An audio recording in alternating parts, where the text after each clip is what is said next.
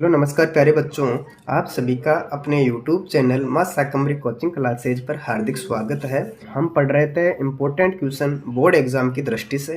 तो प्यारे बच्चों, आज का इम्पोर्टेंट क्वेश्चन रहेगा प्रश्न वाले 3.1 में से, और ऐसा प्रश्न आपके 1 नंबर का पूछा जाएगा। ठीक है बच्चों, इसमें मैंने प्रश्न आपके सामने नोट डाउन किया है। इस प्रश्न को रीड करते हैं। इसमें प्रश्न है बच्चों कि अनुपातों A1/A2 और B1/B2 और C1/C2 की तुलना कर ज्ञात कीजिए।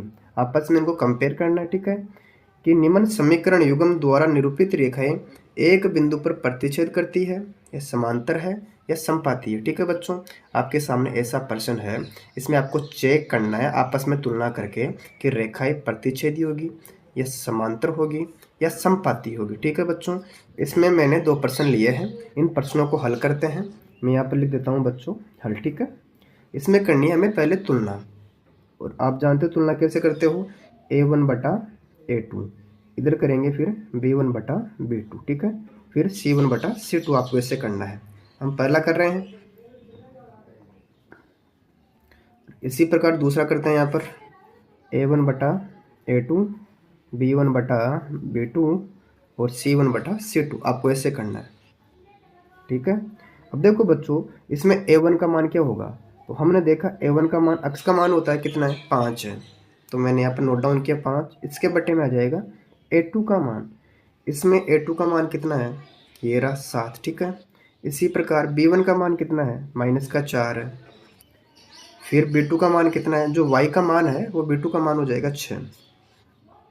अब इसमें देखो C1 का मान कितना है, 8 है, और C2 का मान कितना बच्चों, -9 है। ठीक है, इसी प्रकार इसमें देखो A1 का मान कितना है। A1 का मान होगा जो अक्ष का मान है। इसमें अक्ष का मान कितना है, 9 है। इसके बटे में आ जाएगा A2 का मान।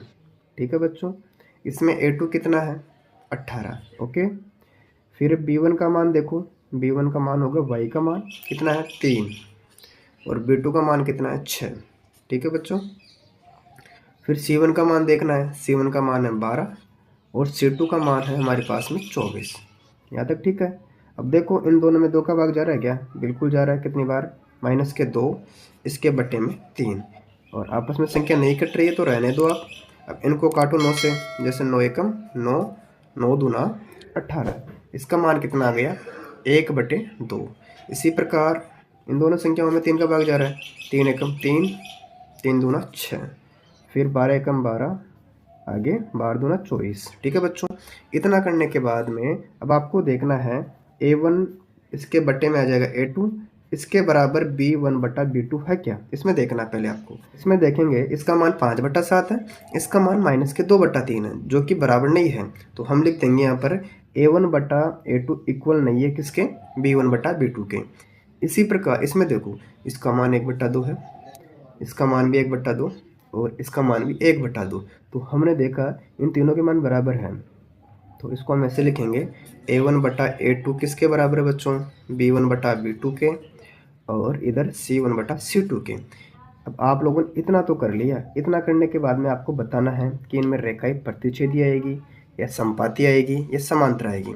तो इसका बेसिक मैंने पहले ही पढ़ाया था आपको, फिर बता रहा हूँ। देखो बच्चों, अगर ऐसी इक्वेशन बनती है A1/A2 का मान इसके बराबर नहीं हो किसके, B1/B2 के, तो उसमें कौन सी रेखा बनती है, प्रतिच्छेदी। देखो इसमें A1/A2 नॉट इक्वल है किसके, B1/B2 के। तो पहली कंडीशन बन रही है ना इसमें, तो उत्तर आ जाएगा अपना प्रतिच्छेदी रेखा। तो हम यहाँ पर लिख देते हैं प्रतिच्छेदी रेखा।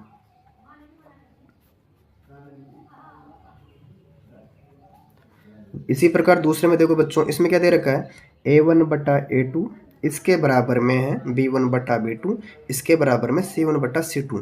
इसका अर्थ है कि तीनों का मान बराबर है।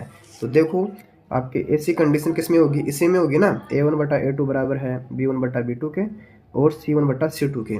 इसका अर्थ क्या लेंगे, समपाती रेखा। इसमें आ जाएगी बच्चों समपाती रेखा।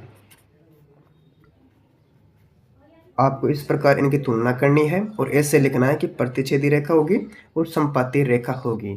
अगर आपको वीडियो अच्छी लगी है, वीडियो को लाइक करें, मित्रों के साथ शेयर करें, और चैनल पर पहली बार आए हो तो चैनल को सब्सक्राइब अवश्य करें।